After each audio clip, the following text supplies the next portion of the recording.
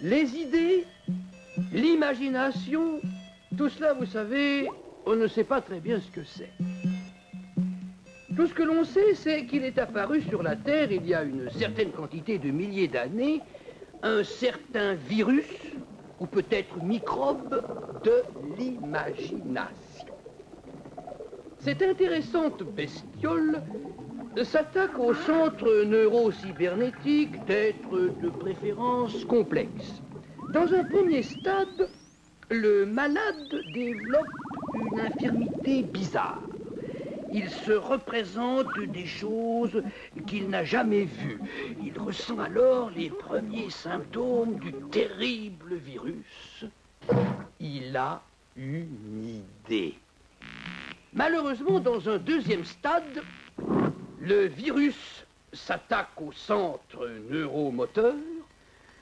Le patient se livre à des activités tout à fait incongrues.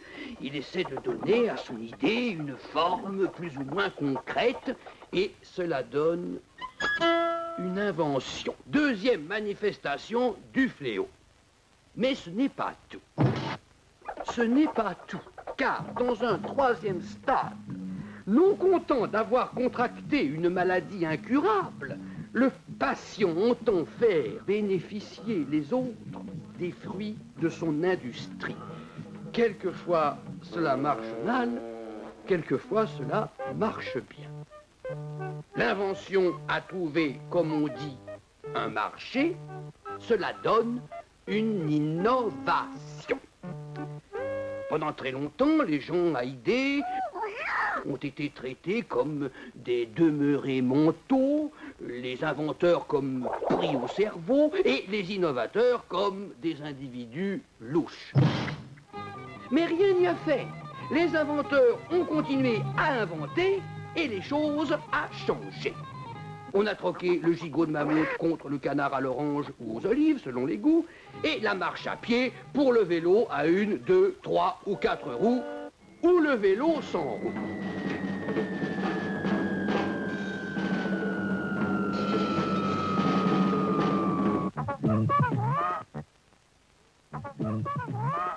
Comme disait le prophète, l'avenir appartient à ceux qui l'imaginent.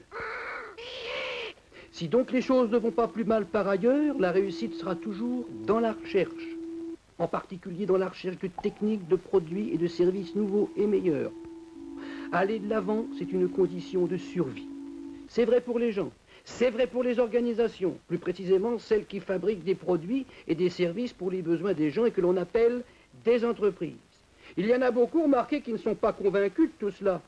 Il y en a beaucoup qui sont excessivement contentes de ce qu'elles ont déjà fait, qui sont persuadées qu'il ne sera jamais possible de faire mieux et qui ne cherchent pas plus loin. Elles ne seraient sans doute pas si tranquilles si elles savaient que dans moins de 10 ans d'ici, plus de la moitié des choses que l'on fabriquera et que l'on vendra seront des choses qui n'existent pas aujourd'hui, des choses qui restent à inventer. Telle est la dure réalité.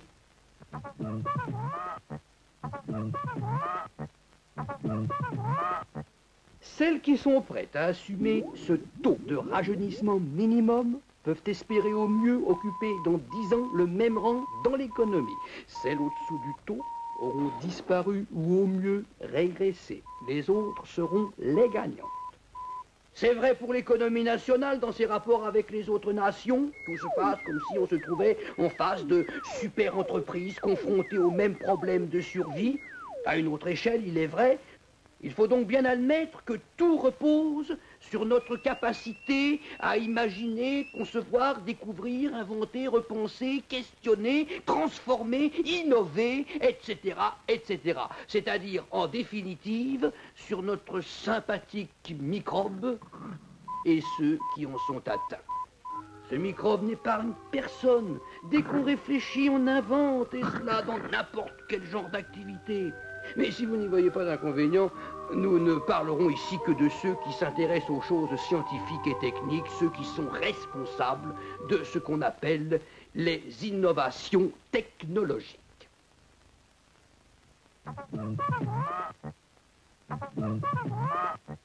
Il y en a de deux sortes. Le type gamma, qui cherche à comprendre et expliquer les phénomènes de la matière ambiante, c'est le chercheur dit fondamental.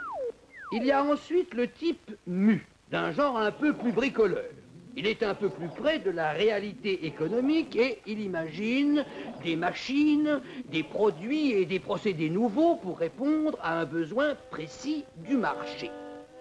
Les deux types ne peuvent généralement pas aller l'un sans l'autre, car le second, quelquefois, se sert de ce que le premier a découvert et réciproquement.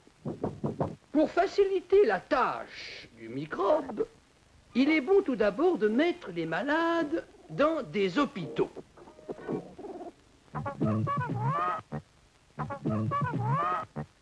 Pour que le microbe agisse avec le maximum d'efficacité et pour que le patient émette des idées, il faut plusieurs choses. D'abord, lui faire des injections massives d'informations, car on ne peut rien inventer à partir de rien. On commencera par des informations de base concernant la recherche fondamentale. Cela pourra suggérer des idées d'application. On lui injectera ensuite, bien entendu, tous les renseignements possibles concernant la branche où il travaille. Puis viendront des informations d'ordre plus économique pour qu'il sache ce dont le marché a besoin. Enfin, par-dessus tout cela, des informations qui n'ont absolument rien à voir, parce qu'on ne sait jamais. Il faut ensuite entretenir autour du malade une atmosphère propice à l'incubation, un environnement psychologique adéquat. Il serait ridicule, par exemple, de demander à quelqu'un d'avoir des idées et se désintéresser de lui quand il en a. Cela arrive pourtant plus souvent qu'on ne pense.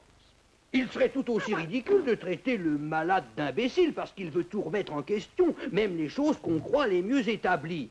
Il est justement là pour ça. Enfin, il ne faut pas négliger l'importance de la contagion. Tout ira bien mieux si les malades sont assez près les uns des autres et peuvent échanger à loisir leurs microbes. Dans certains cas même, on pourra accélérer la contagion par des méthodes appropriées. De tout cela, si tout va bien, il sortira des idées. Mais même une bonne idée n'est rien avant d'être concrétisée. Or, le chemin est long et difficile, et les idées sont des choses fragiles.